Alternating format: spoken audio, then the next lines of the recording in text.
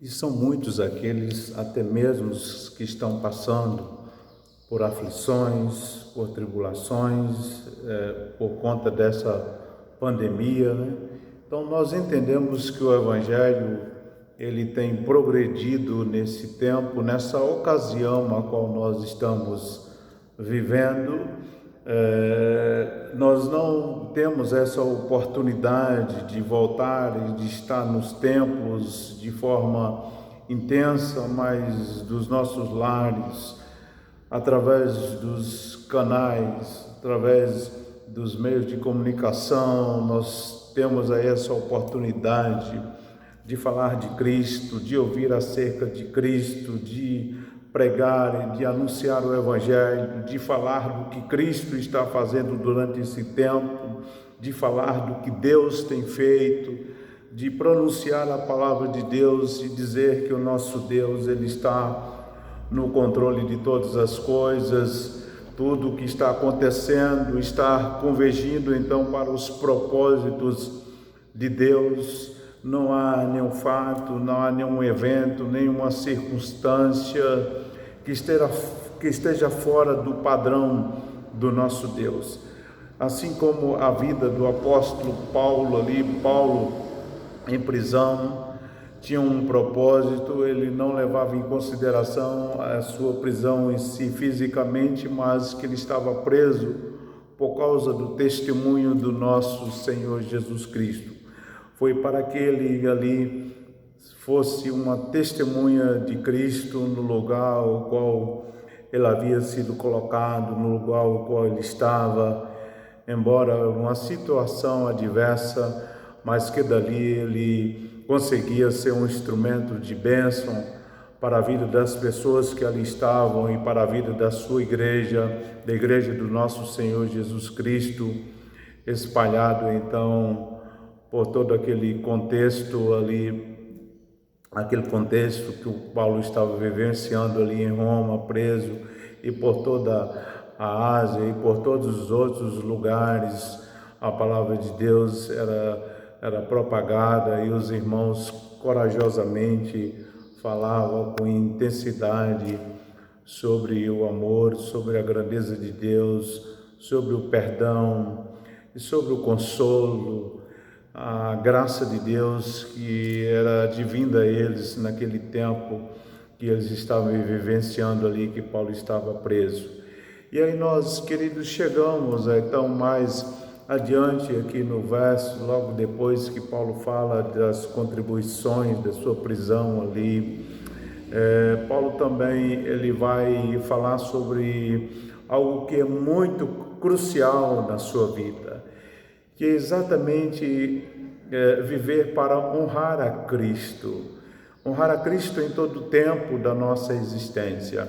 Veja que o nosso Deus, quando Ele nos chamou, Ele nos deu a graça de não somente crer em Cristo Jesus, não somente para manifestar a nossa fé em Cristo, manifestar a nossa fé nas promessas do nosso Deus, mas também sermos participantes dos sofrimentos, os quais são do nosso Senhor Jesus Cristo. Ou seja, por amor a Cristo, nós participamos dos sofrimentos, participamos daqueles sofrimentos que faz parte da nossa vida cristã, como servos, como filhos do nosso Deus.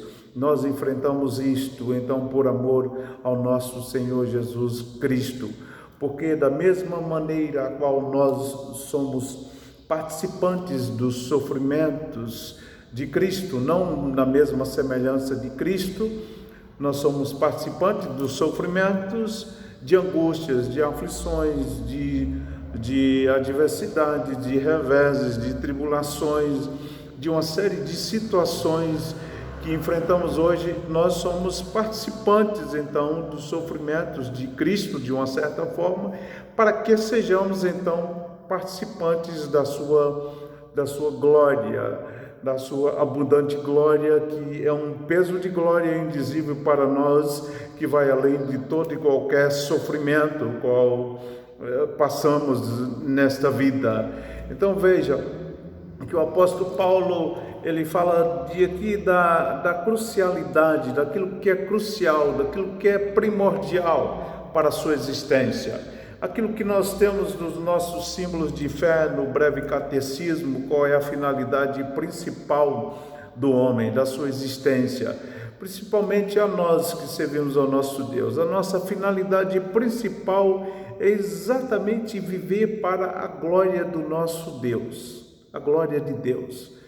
Em 1 Coríntios 10, versículo 31, Paulo diz: quer comais, quer bebais, quer façais qualquer outra coisa, tudo seja feito então para a glória do nosso Deus e Pai. Seja em palavras, seja em ações, que o nome de Deus seja então glorificado. Em Colossenses 3, 16 e 17. Tudo é para a glória do nosso Deus e Pai.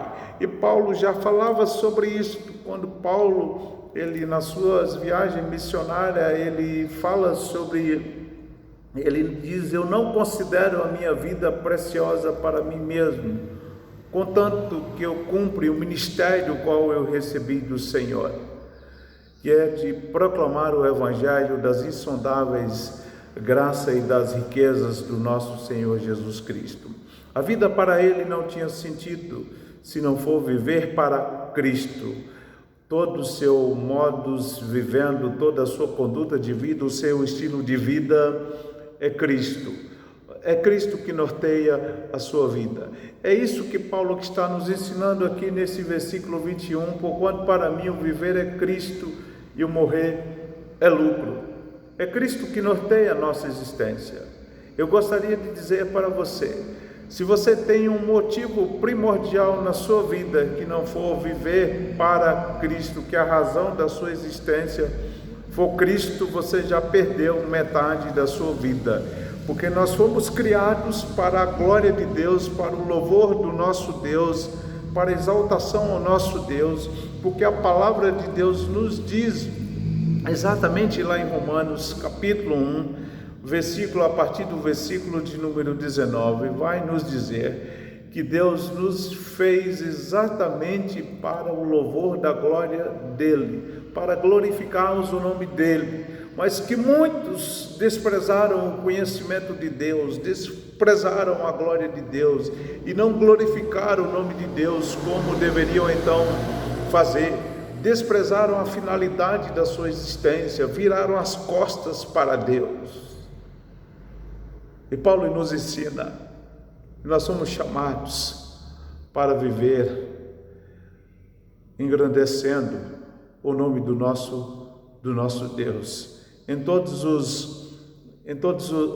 as circunstâncias da nossa vida, nas aflições, nas tribulações, como Paulo em cadeia, como nós em isolamento social, em toda e qualquer situação, nós somos chamados então para viver para Deus. É para o nosso Deus que nós somos chamados para viver em todo momento da nossa história de vida. Paulo diz: porquanto para mim o viver é Cristo e o morrer é lucro. Ele diz: se eu vivo é para Cristo. E Paulo também diz: se vier a acontecer alguma coisa com ele nesta vida, naquele tempo, Paulo disse: ainda assim, que o nome de Cristo seja glorificado através também da minha morte. E nós vemos isso exatamente lá no final da existência de Paulo, em 2 Timóteo, capítulo 4, a partir do versículo 6 até 8, Paulo diz: olha, está chegando a hora da minha partida, está chegando a hora.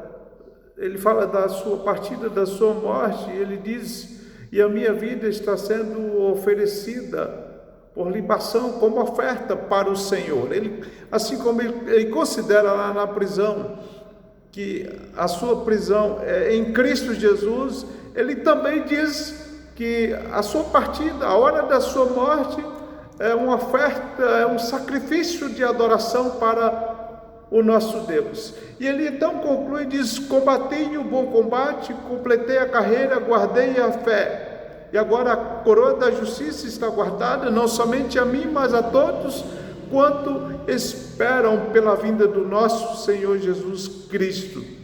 Então Paulo disse, quer pela vida, quer pela morte, que o meu desejo, a minha vontade seja essa de engrandecer o nome do nosso Senhor Jesus Cristo.